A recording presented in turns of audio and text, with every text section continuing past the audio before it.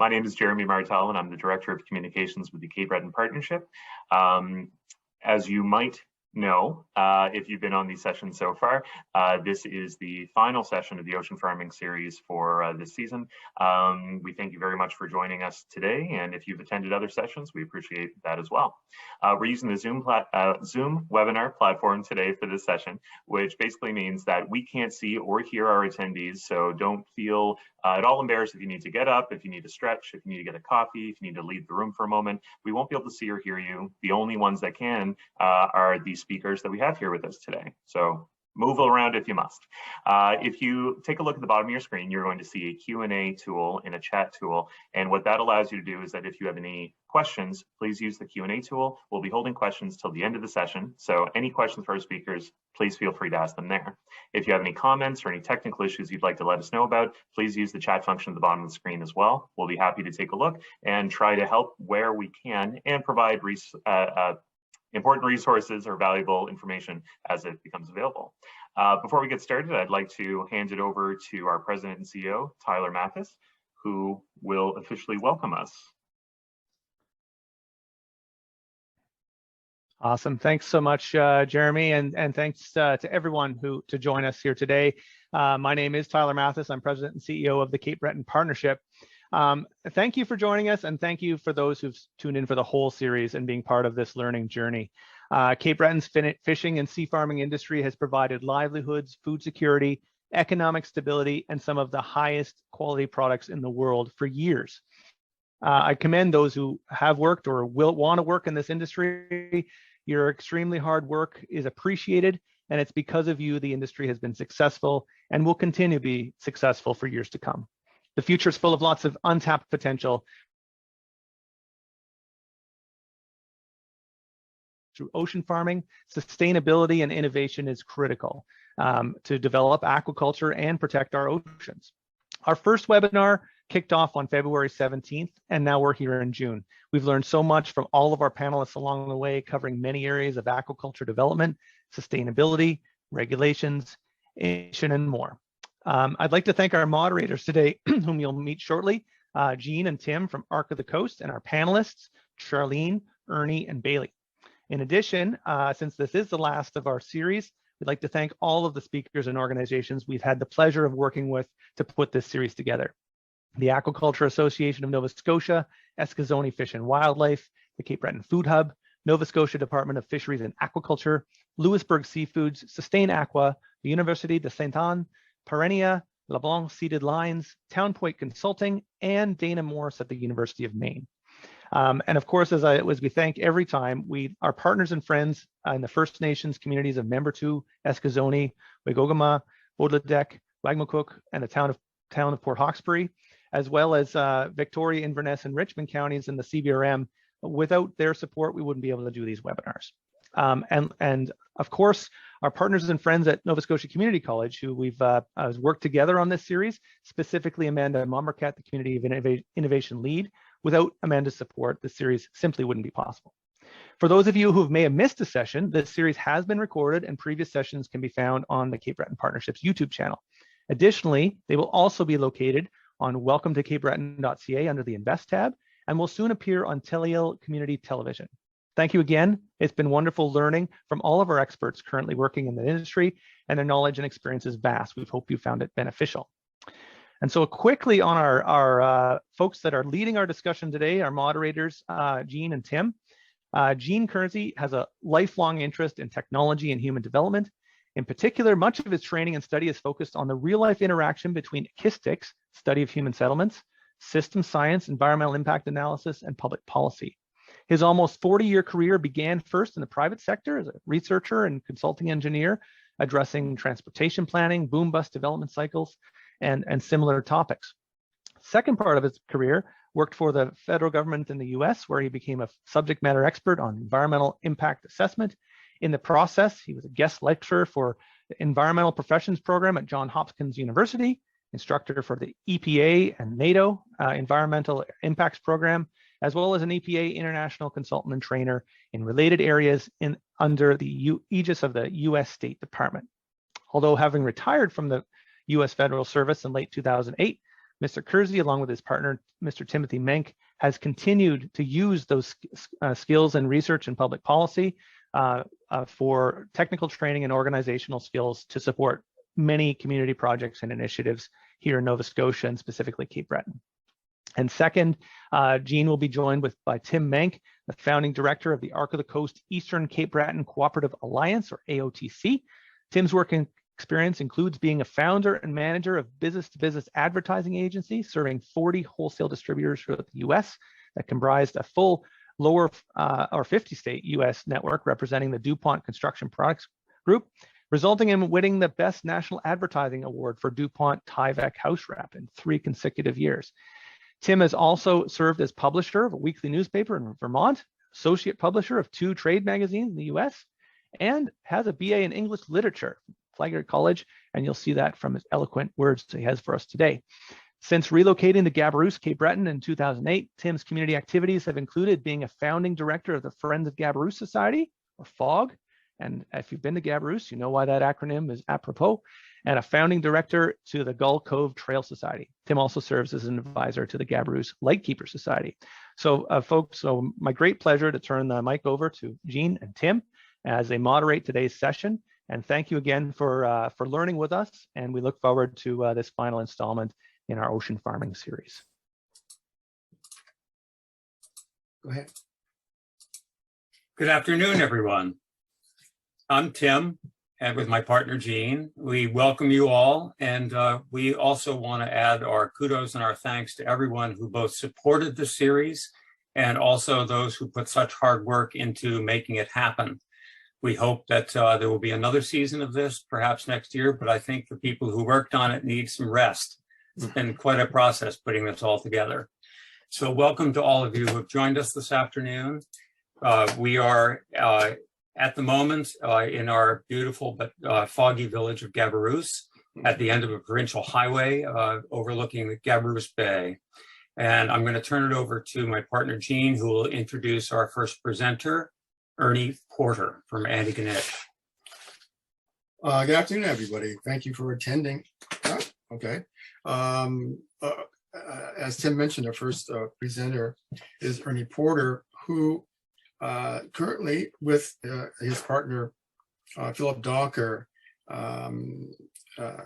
heads up Dockerport, sorry, which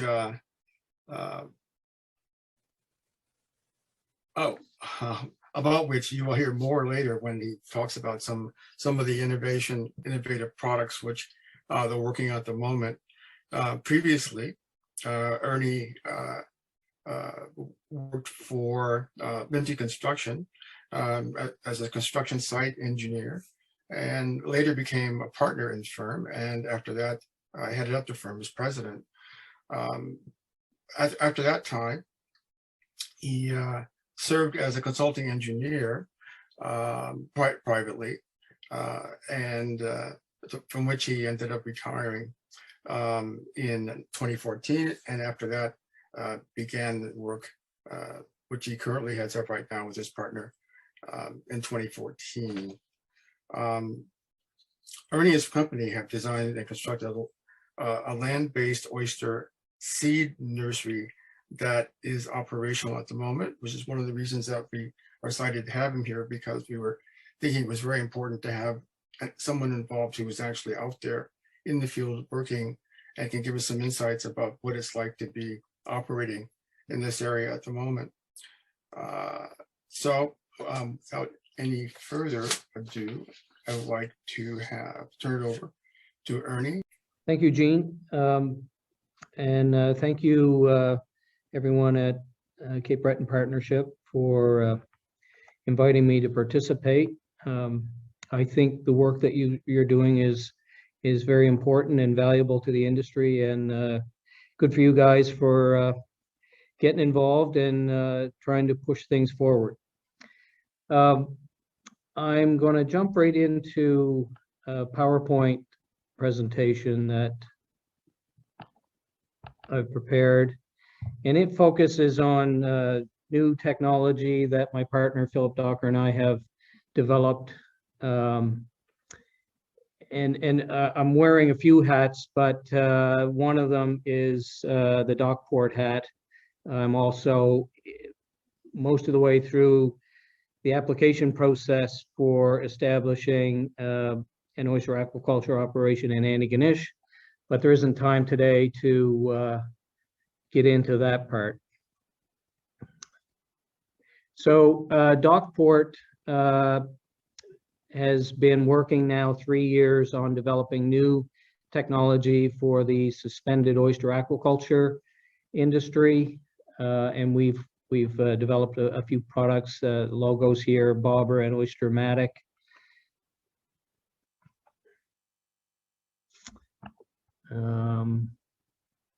So for some reason, there we go. This is Bobber, and you can see that it's a cylindrical growth unit, and the name Bobber stands for benefit of being round. The current situation with oyster farming is there are many challenges that farmers face. Labor intensity on farms is a critical factor. Makes it difficult for farms to recruit staff. The jobs are quite difficult, and because they're difficult, it makes staff retention a challenge for farmers. And there are community sensitivities, some of them arising from the high visual profile of the existing technology used in oyster aquaculture, and some people in the public feel that these farms are unsightly. The current technology is very attractive to seabirds, so there's a lot of seabird interactions. That creates a food safety concern and also a public perception issue. Storm vulnerability is another challenge farmers face. So that leads to gear loss and public concerns about unretrieved lost gear.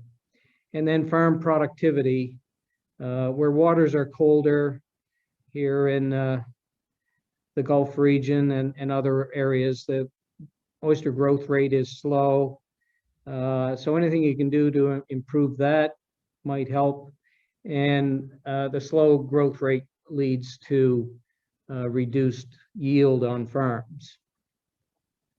Current technology,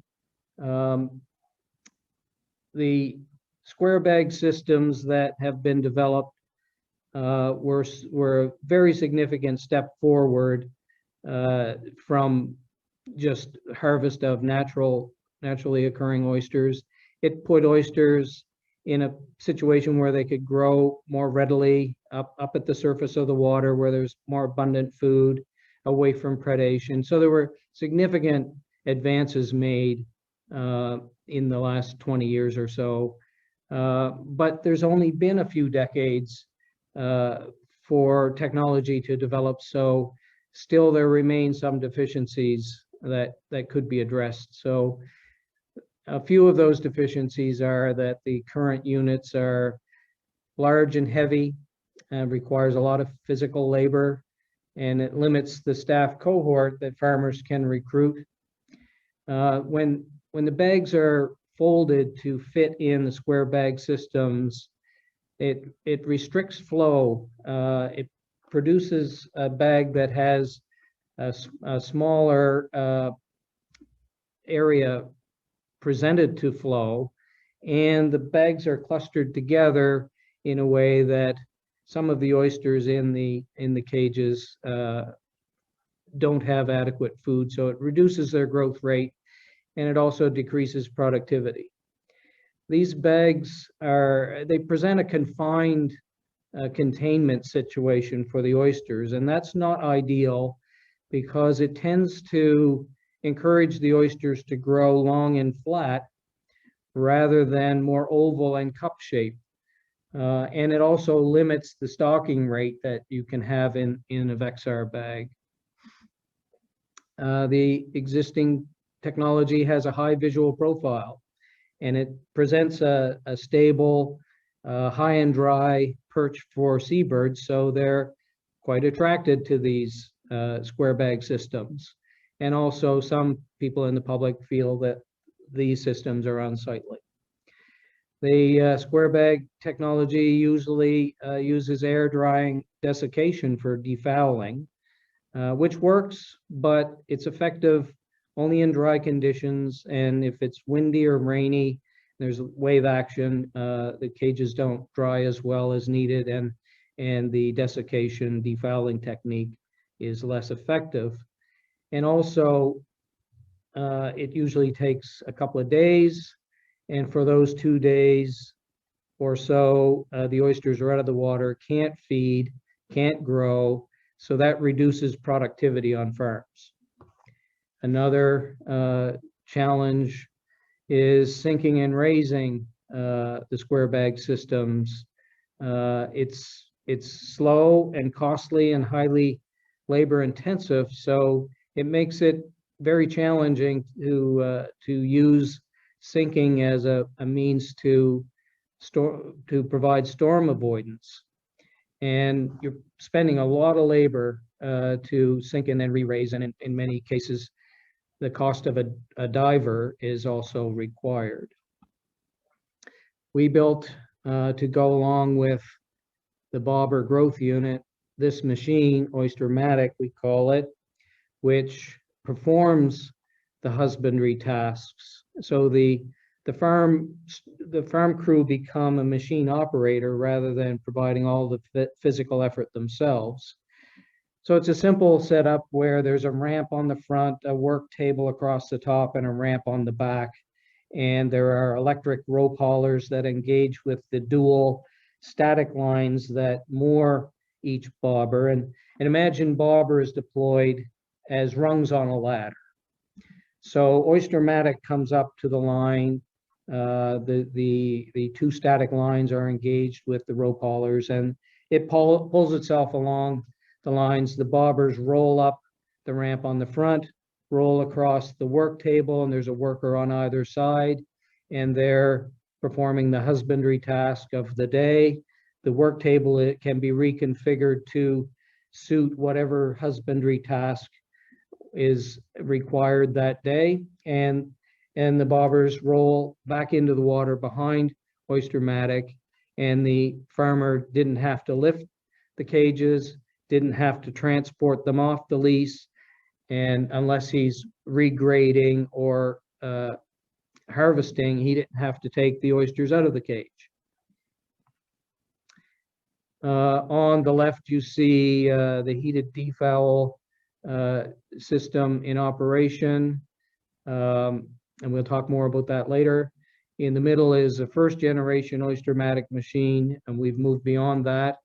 So this machine does the various husbandry tasks of raising the farm in the spring in areas where sinking in winter is required, doing tumbling, defouling, sorting, grading, harvesting, and sinking in the fall.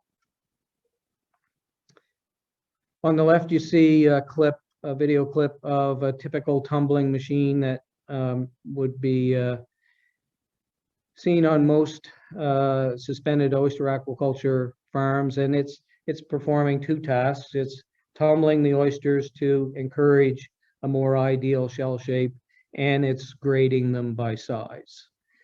So on square bag technology farms, this machine is necessary because the oysters in the square bags aren't getting enough natural tumble to encourage the proper shell shape. So the farmer has to go out to his lease, pull up the heavy cages, take the bags out of the cage into the boat, go cage to cage to cage, fill up his boat with bags, and then transport the bags of oysters to wherever the tumbling machine is. Then take the bags out of the boat over to the tumbling machine, empty the oysters into the tumbler, tumble them, then put them back in the bag at the right stocking density, back in the boat, go back to the lease, lift up the cages again, put the bags back in. That's a huge amount of labor that's unnecessary. And it's a cost that takes away from the bottom line. Bobber, because it's an individual growth unit that's more dynamic in the water and designed to interact with wave action, provides continuous tumbling at no cost to the farmer, and promotes a more ideal shell shape and lowers the physical effort required on farms. Because we took the standard Vexar bag and maximized its volume by turning it into a cylinder shape, it presents a far greater, by 4 times, cross-sectional area exposed to flow. That increases the flow volume through the bag, reduces food competition among the oysters, and allows there to be a greater growth rate. Last summer, STAKEHOLDER under Dr. David Garbery did a growth rate and shell shape comparison study of oysters grown in bobber versus a common square bag technology, and found quite significantly higher growth rate and far better shell shape. These are some of the results of that study. You see in the chart, the square bag for size class 1 had a growth rate per day of 0.68%, and in bobber, same size class, 1.21% growth rate per day, nearly double. And for the next size class, slightly larger, square bag, 0.2% growth rate per day, bobber 0.49%, 2.5 times faster growth rate. And that study is going to be repeated this summer, but instead of on just one farm, we hope to do it on 5 farms. Here's a few pictures of bobber. On the left, you see them as they're typically deployed on 2 static lines. You can get an impression of the lower visual profile, and that's because the flotation is inside the unit, not strapped to the outside.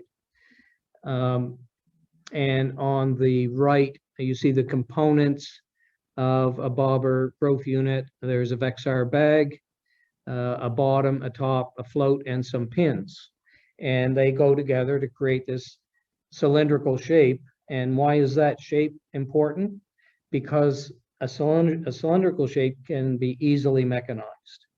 And it has the other benefits of greater flow, faster growth rate, and produces a better product with less effort.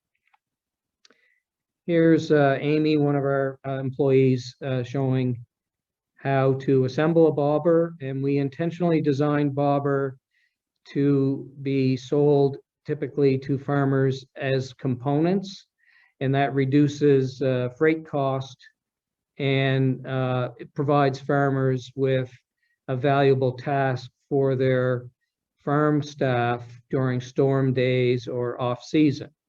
And you can see that Amy is assembling bobber with no tools.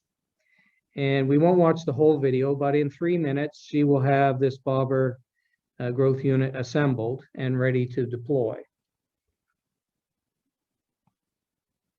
This is a short video with a drone flying over typical square bag technology, with it in its lowest visual profile configuration, with the cage down and the floats up.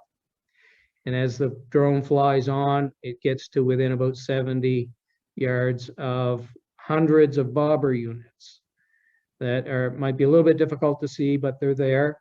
And this is just to demonstrate that the visual profile is significantly different with bobber. So one of the things we were trying to address to help farmers is the reduction of hard physical labor.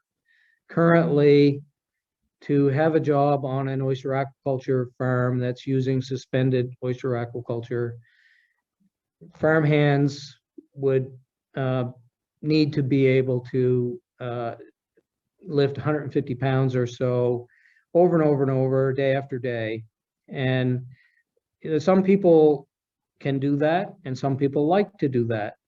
But there are many people who are either unable or unwilling to have that kind of job. So we're trying to take that physical effort part out of the equation and turn the farm staff into machine operators rather than them being the machine themselves, which makes the job better and widens the employment recruitment cohort, makes the industry more inclusive, and improves the job quality. So in summary, what are the bobber benefits? Simply put, bobber allows farmers to produce a better product in less time and with less effort because it's a mechanized system. It provides greater productivity with less effort by farm hands, higher growth rate, better shell shape, lower visual profile, so maybe community resistance could be diminished. The inefficiency and lost productivity of defouling has been addressed by reducing it from 2 days to a matter of minutes. Lower environmental impact, and there are many reasons for that, but one of them is that when overwintering, bobber cages don't go to the bottom.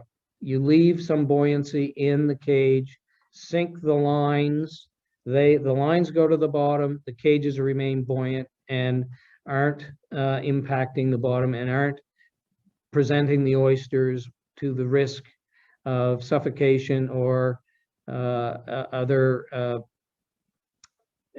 impacts of whatever the benthing environment might be doing to the oysters over the winter. Cages are less attractive to roosting seabirds, and we've reduced physical labor and increased job quality. Thank you very much.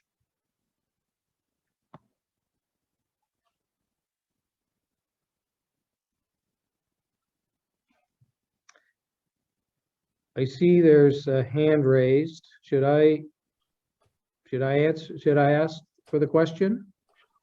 We're just going to hold questions till the end of the session, Ernie. But a good reminder, folks, we will hold questions until the end. If you want to include your questions in the Q&A tool, we'll definitely get to them as we go as well.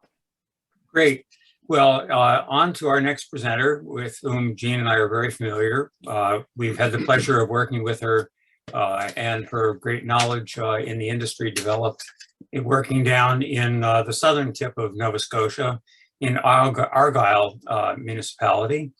And she has a bio that I'll read because it's a detail that she wanted to have included in particular. So bear with me that I am going to introduce Charlene.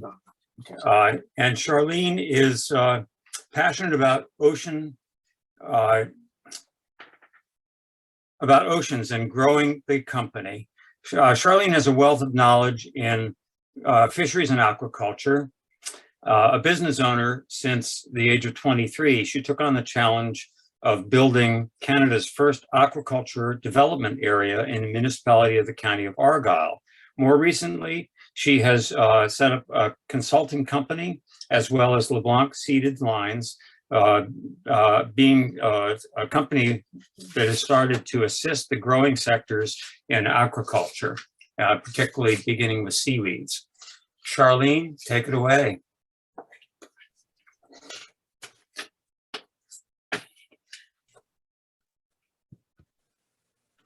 I know you can hear me. But... Yes, we can hear you. There you are. Hi there. Thanks for the invite. I really appreciate being here today. And I enjoyed the ocean series. And I also have a slideshow, which I will get right to it.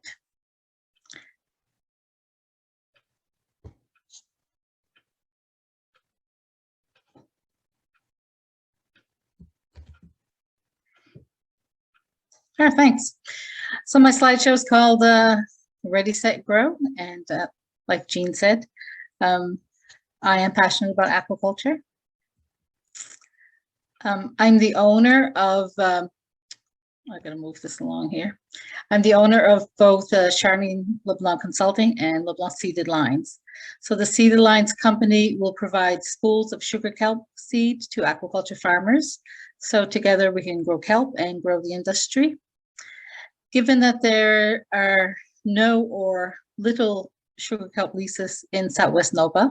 This year, my nursery will only focus on research and development, and sales hopefully will be starting in 2023.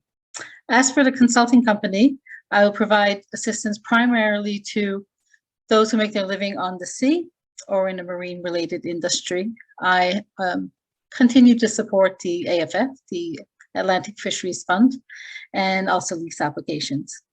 And as mentioned, I do own a long-term care facility in the community of West Pimlico for 35 years. However, most of you have met me through the municipality of Argyll, where I was the community development officer. And I brought to life a project I first called the Business Park on the Sea, and it is now, will be known, or is known, as the Aquaculture Development Area, which we tend to call the ADA. So what is an ADA and why should we have one? Everyone should have one.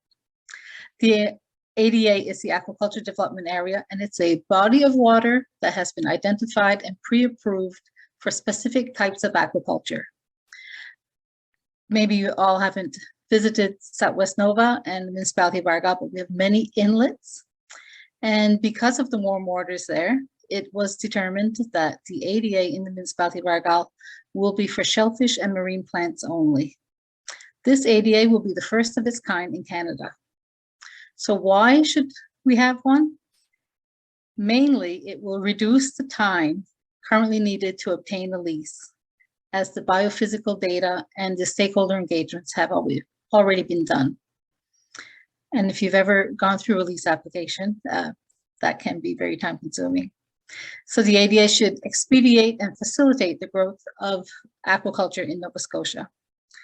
I always compare it to a business park on the land, or a residential park where the boundaries are defined and the owner of the lease knows exactly what they're getting, whether they're getting a well or whether they're getting good water or where their driveway is. It's much like that, except it's on the sea. So what is considered when developing an ADA? So this screenshot comes from the Government of Canada's Shellfish Water Classification Program. It's the municipality of Argyll is kind of in the middle there, a little bit on the left. You can see a lot of green, a lot of inlets.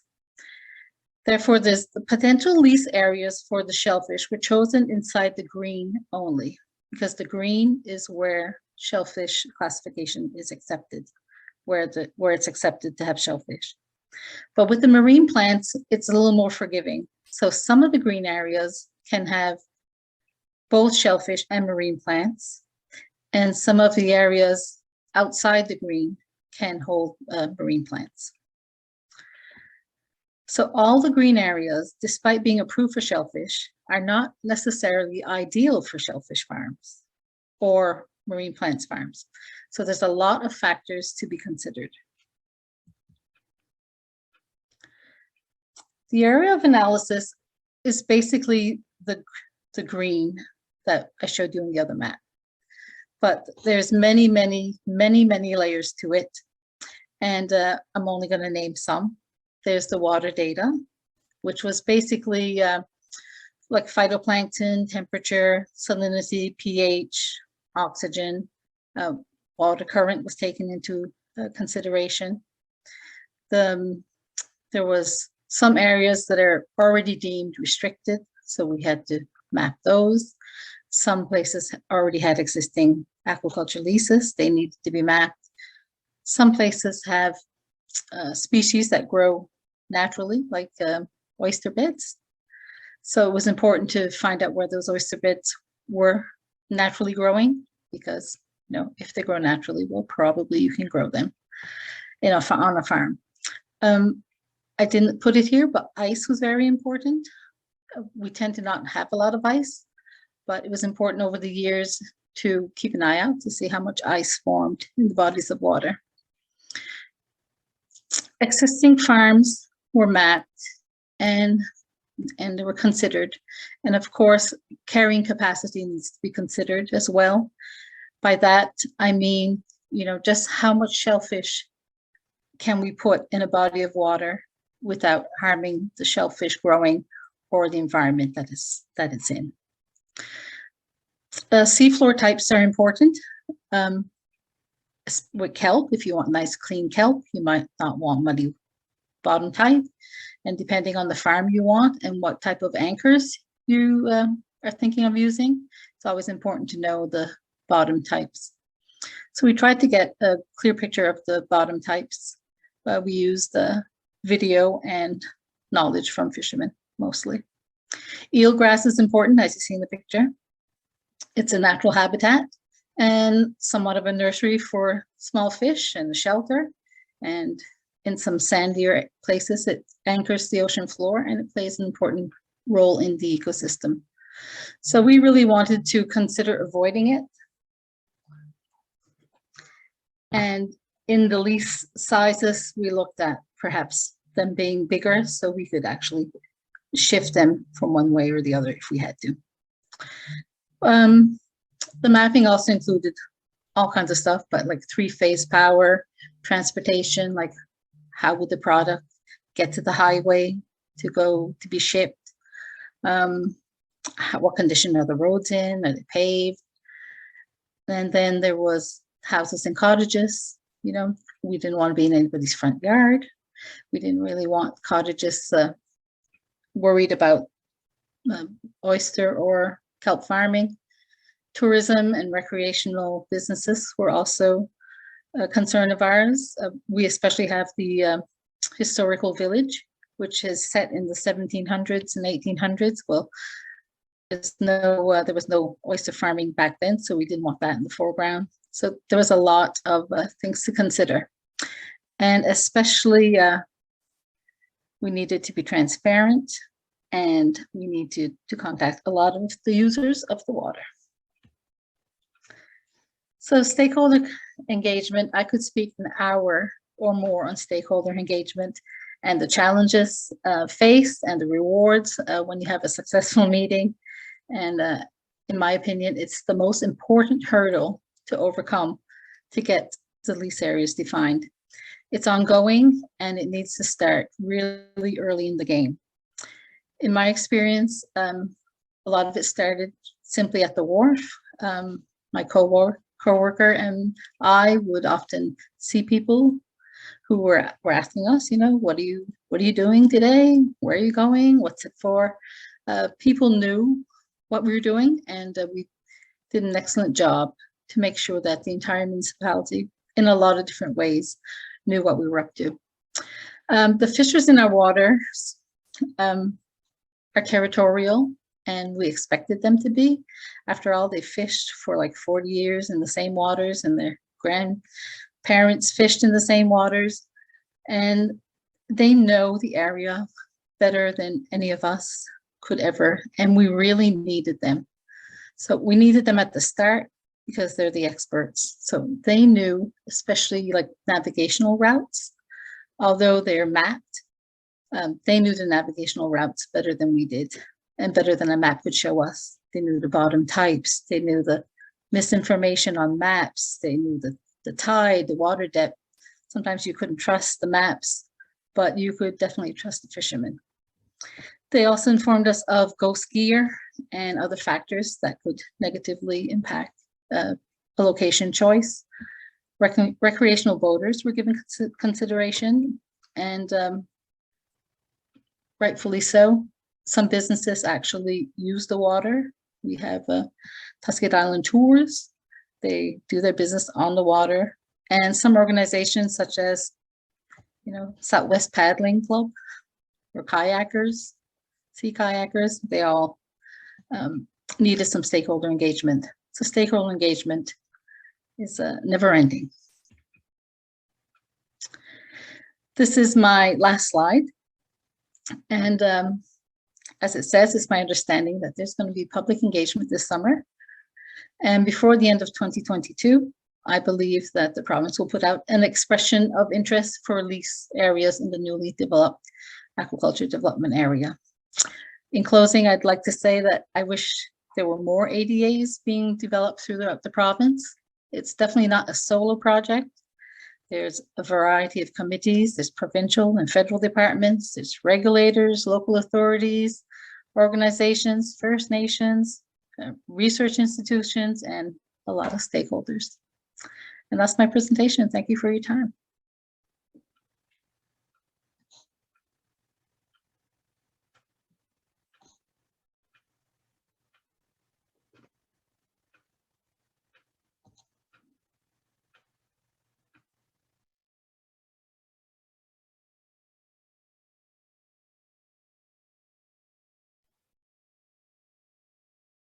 Just waiting to see if we can get Tim and Jean up. Bruce has fantastic internet at occasional times of the day, but let's see if we can get our moderators back up. And Tim and Jean, let me know in the chat if you're having any technical difficulties and bringing your cameras back open.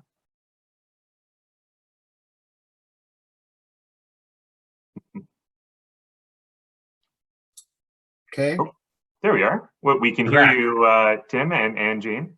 Great. Now we can see you. All right. Super. Great. Thanks again, Charlene. We look forward to working with you in the future, and we're heartily supportive of the idea of the ADA becoming a standard for communities looking at this type of development. We've done detailed research that's important in obtaining what is referred to as social license, so that it has the minimum of potential opposition when it comes to these farms being suggested as a potential for economic development and also environmental positive impacts. Next up is our friend from the World Wildlife Fund, Bailey Moritz, who's calling in from Seattle, Washington, which is her home. But she's recently gotten back from Juneau, Alaska, where she was with a film crew filming the harvesting of seaweeds in that area. And before that, she and Paul Dobbins of the World Wildlife Fund were in Scotland, touring other farms, and they've been actively working around the world looking at the development of seaweed and shellfish farms in all kinds of areas.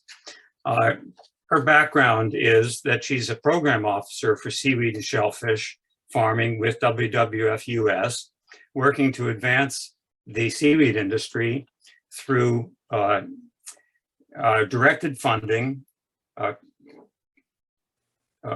Sorry, my reading glasses are not working here. Working with stakeholders in strategy development on increasing market demand and social license. Previously, she helped run a commercial kelp industry nursery in Maine and spent time in seaweed farms in Madagascar and Belize. She's now based in her childhood home in Seattle. Lately, I've learned how influential local nonprofits can be, driving the conversation on aquaculture. And I'm thinking about how we can bring more nonprofits on board to voice their active support. So, Bailey, it's over to you. Thanks so much for that intro, Tim. I'm gonna pop this up here.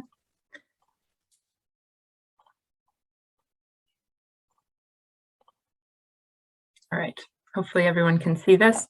So I guess I don't need to introduce myself much further, but as Tim said, I'm in the US office of World Wildlife Fund. And the reason a large conservation organization is interested in seaweed farming is really for all of the benefits that you all on this call are probably familiar with, from uptake of excess nutrients to habitat creation, so carbon sequestration, diversified coastal economies, and then just that seaweed is super useful in a lot of different products that can replace more carbon intensive versions like plastics and livestock feed. And our goal at World Wildlife Fund is really to see the seaweed industry and the shellfish industry grow. Right now, seaweed is at about an 8% annual growth rate, and we'd like to see that increase to about 12% per year.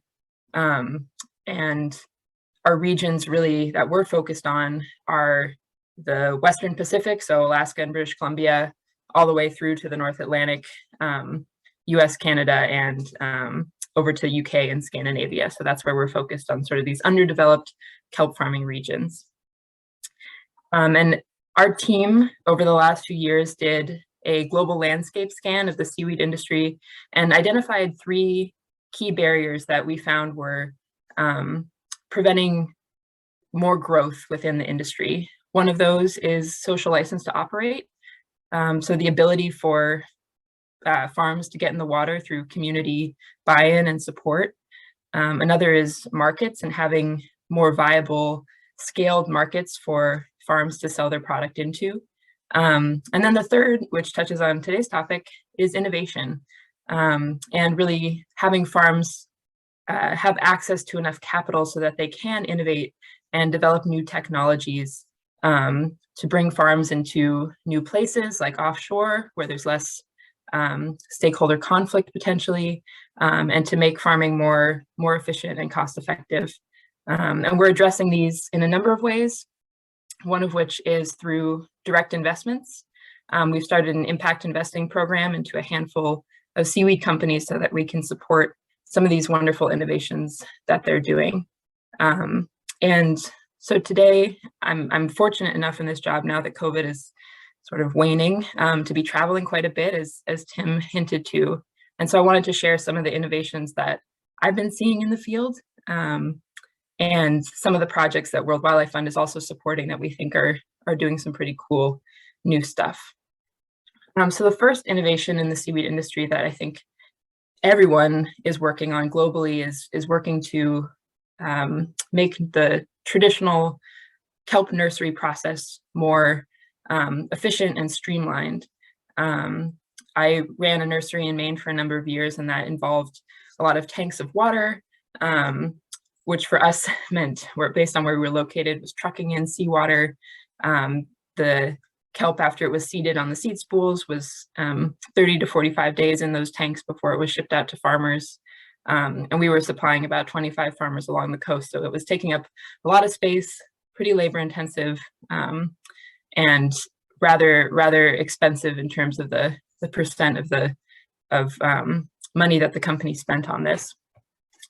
So something that is rather new that a lot of different farms are working on is moving towards direct seeding, using either the gametophyte stage of kelp or juvenile sporophytes, where they can use some sort of adhesive or binder, which actually is usually an alginate based, which I think is cool since it's using a compound that comes from other species of seaweed to help us grow kelp. And they can mix that glue or binder with the kelp gametophytes, and just massage that directly onto the rope that will go out and be immediately deployed onto the farm. This is also done through spraying sometimes. There's a number of labs that are doing some cool research on trying to improve this process. University of Connecticut is one that's looking at different types of binders, different methods for either spraying or massaging onto the rope. The great thing about gametophyte culture, one of the benefits, basically, you can store the early life stage of kelp for long periods of time under red light, and it keeps it at that stage until you're ready to use it and ready to deploy it on your farm. You can see what it looks like under the microscope there. And this, by the way, is an example that's being demoed to us at Ocean Rainforest, which is a farm in the Faroe Islands. And they've been using this technique for a number of years successfully, and they've seen, they believe, better growth. And studies have shown sometimes that there's better adhesion onto the ropes by the direct seeding process. Another benefit of using this is that you have more control over the genetics of your seaweed farm. And it also saves a lot of space. You really just need kind of a big cooler space to keep those gametophytes intact, rather than large tank setups full of water like the traditional seeded spool technique.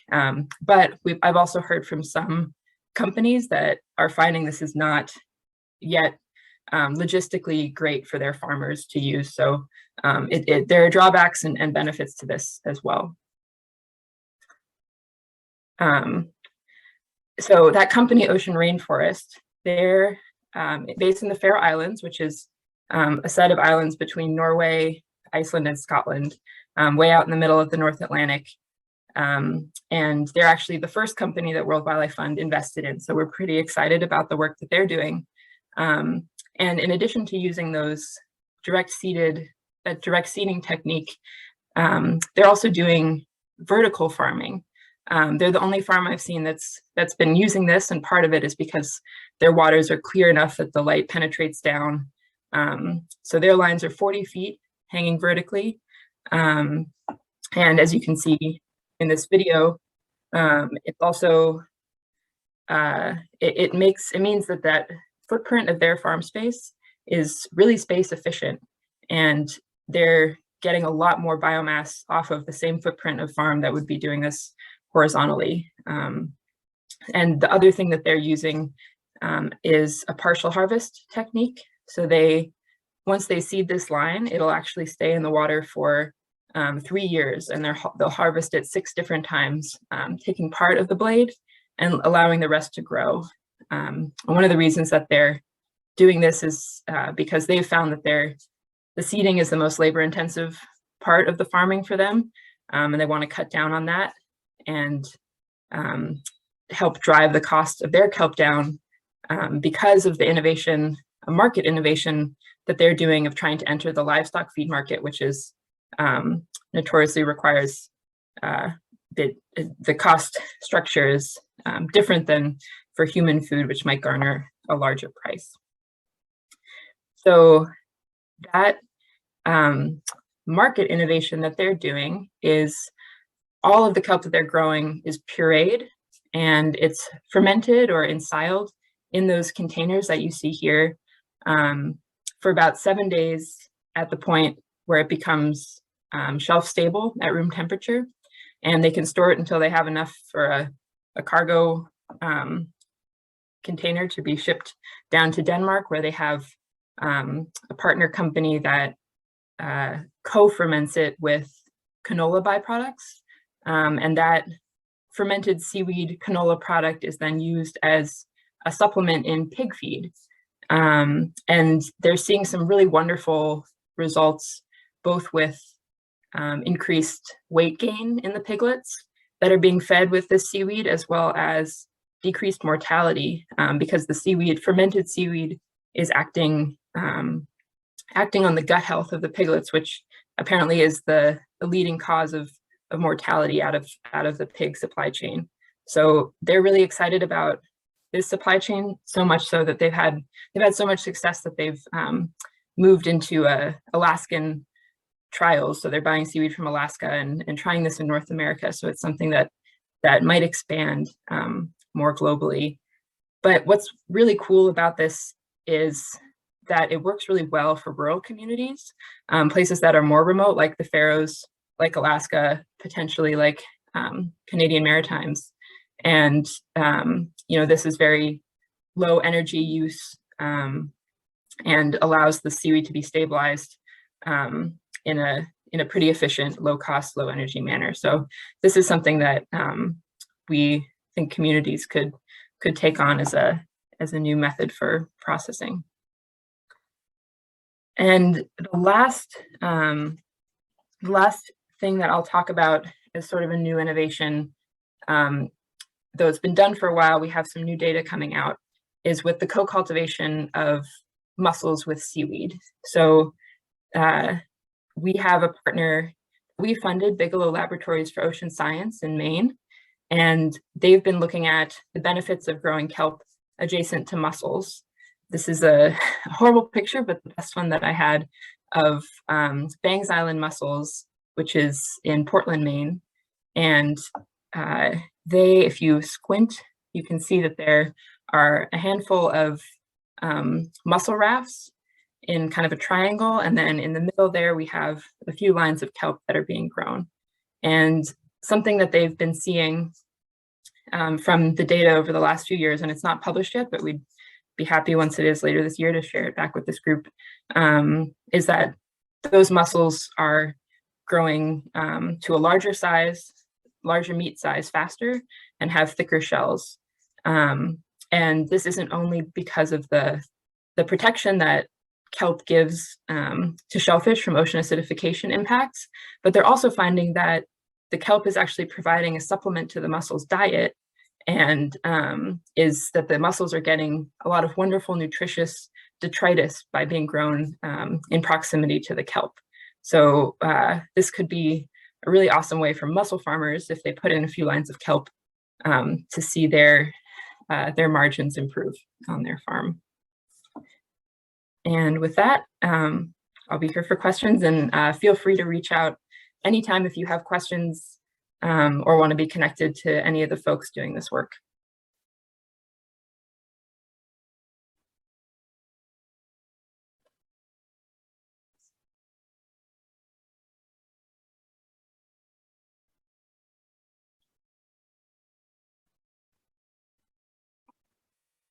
There. Thank you very much, Bailey. Appreciate that. Fascinating material and innovations. I want to say we would be remiss if we didn't let people know that WWF US and WWF Canada, we have funding for obtaining social license for seaweed and shellfish farming. And we received that last year, and we're beginning to do public outreach now that COVID is slowing down a bit. And we hope to be able to do that going forward for the next few months and have some positive reaction from especially shellfish farmers. We're going to survey first that are part of the Aquaculture Association, who have facts in the water already and could file amendments to their existing leases to add seaweeds if they choose to. And then we'll go to a broader community, the ocean facing communities and with harbors. At any rate, thanks very much. That was wonderful, Bailey. We appreciate it.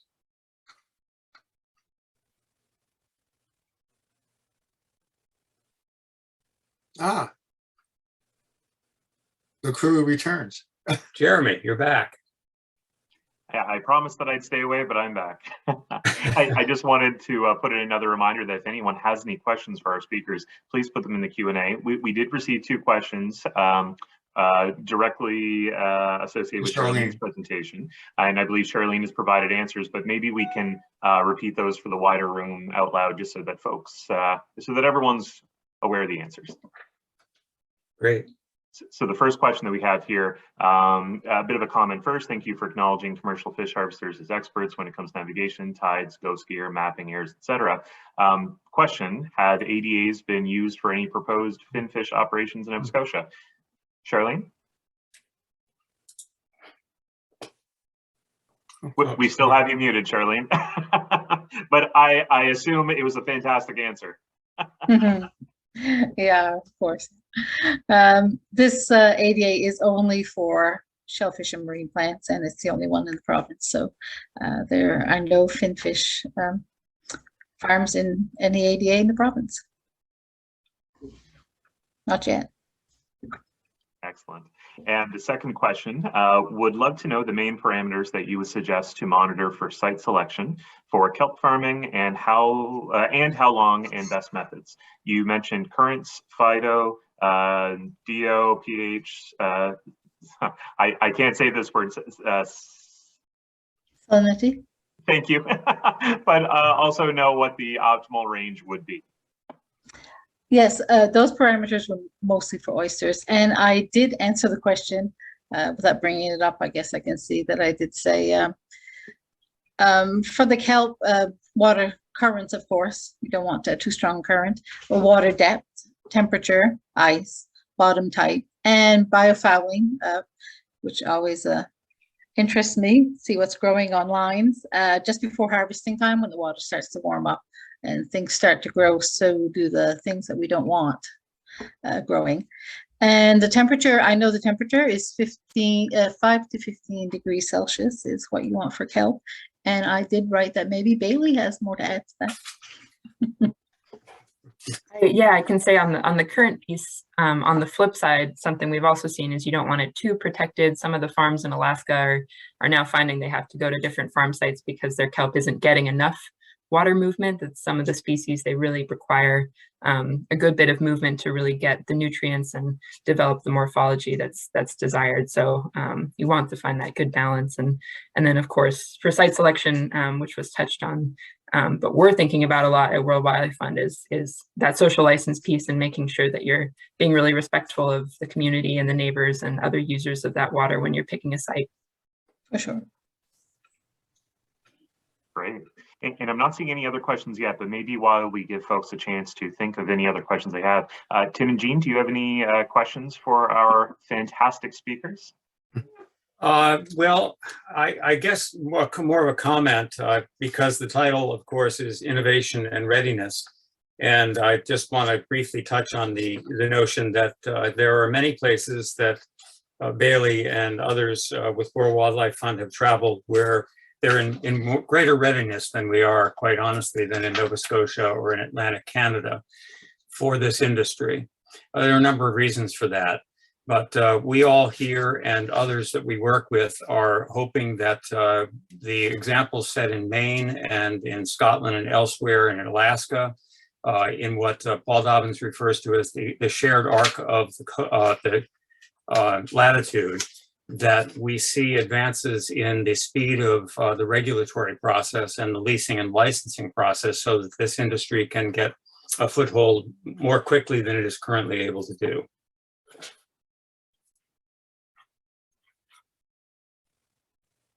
Excellent. And maybe for our speakers, do any of our speakers have anything else they'd like to add or anything they'd like to re-ask to one of our other speakers? I have a question for Ernie, actually. I was curious if with that new technology, do you have to get permission from the government, like for your lease to put on new technology, or are you able to experiment and switch it out without going through an official process? Oh, and you're on mute, Ernie.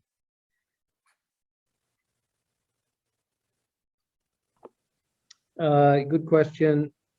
We included in our lease application for the farm that we hope to have in Antigonish, bobber technology.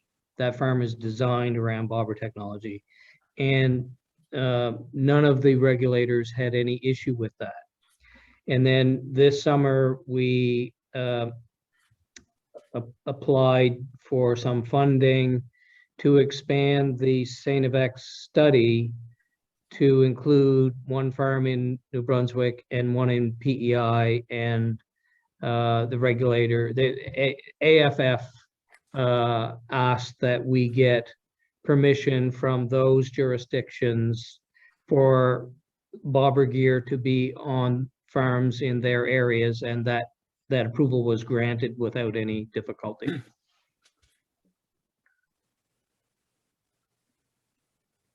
Great, thank you, Bailey. And thank you, Ernie. We do have one question here in the chat from Carl, directed to Charlene. Charlene, was the data collected for public knowledge or was it paid for personally?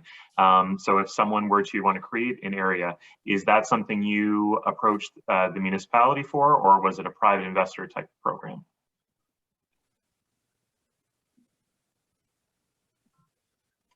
You're muted again, Charlene. Apologies. I know you think I'd be accustomed to this.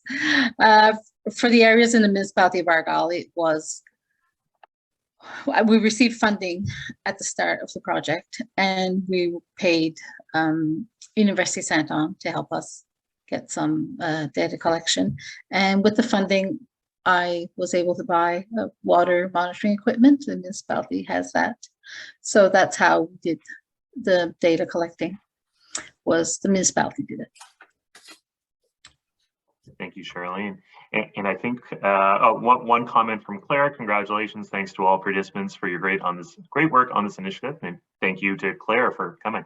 I think we have one final question from Michael that Bailey's currently answering via text. So Bailey, maybe you would like to share verbally as well, and then I think we'll be heading towards a close. Yeah, so I don't know the measurements off the top of my head of light and turbidity at their site, but I should mention that that farm in the Faroes is sort of right they're in a fjord that opens straight out to the North Atlantic, and they've got a farm rig that also allows them to be in really deep exposed water, so they're getting quite a lot of flushing and current flow at that site. So turbidity is fairly low from what I know, and that is something I could probably figure out and follow up. If you wanted to shoot me an email, I could ask them that data, because they definitely have it.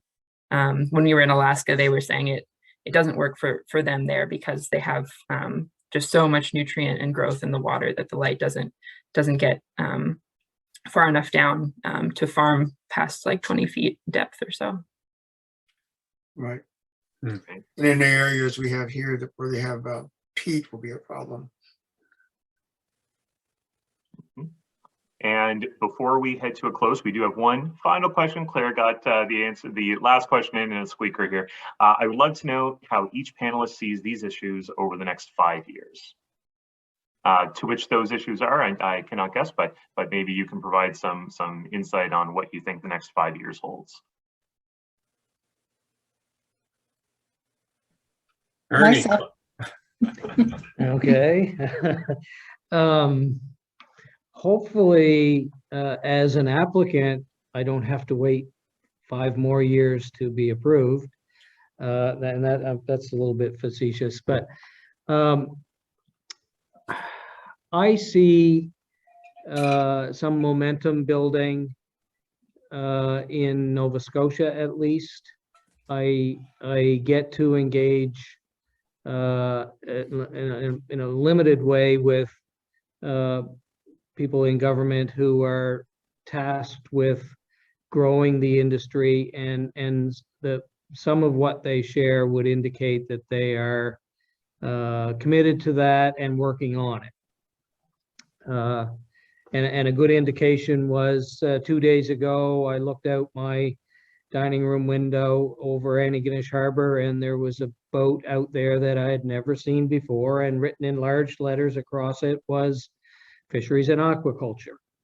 So they're out doing work now, and I don't think that they had ever been in Antigonish Harbor before. So I take it as a good sign that government is serious about pushing things along.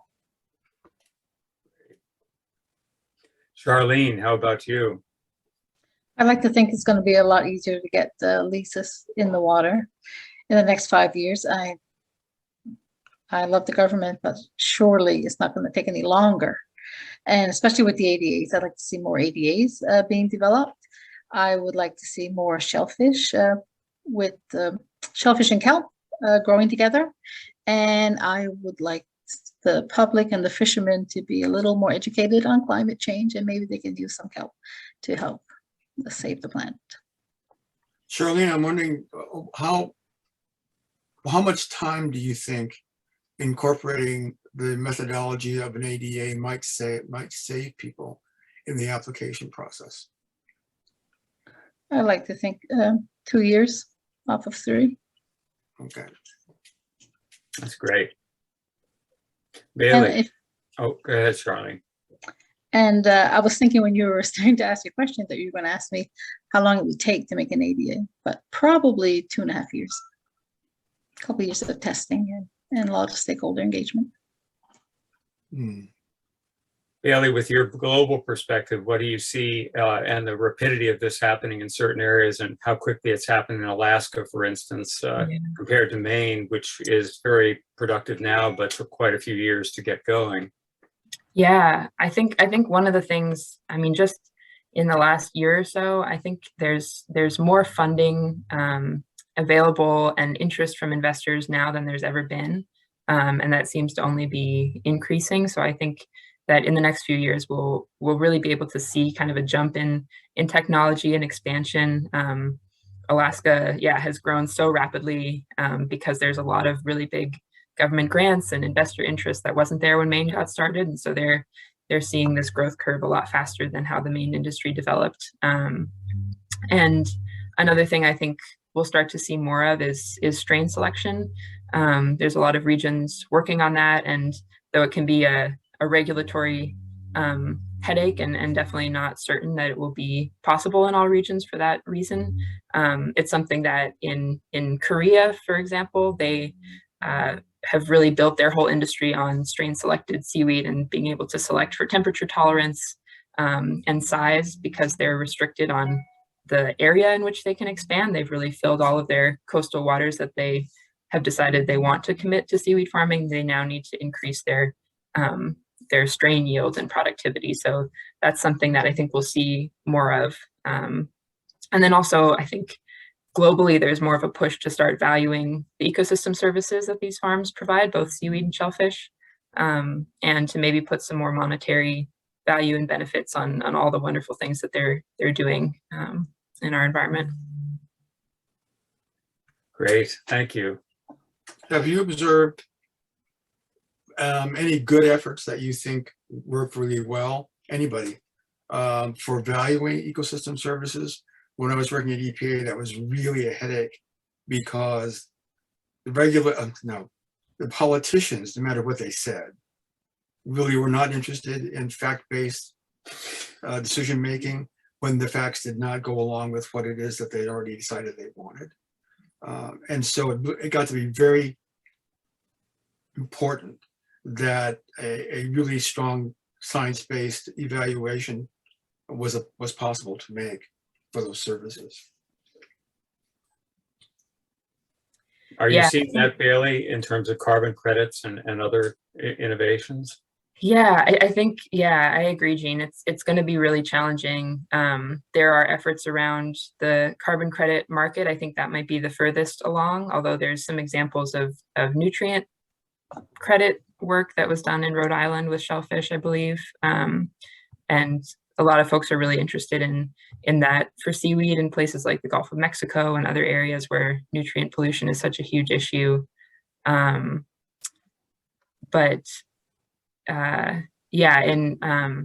was something I was going to say about Alaska. An interesting idea, an example of like a way that some of these benefits could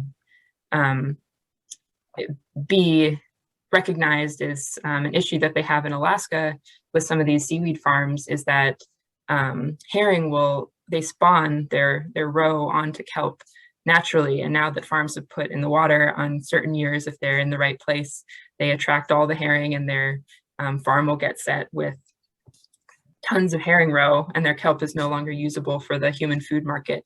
And some farms have had to sort of toss their harvest because of that. But the idea I've heard floated around that maybe that you could, if a farm does attract herring and they leave their roe on it, and that's a service to that fishery, Right.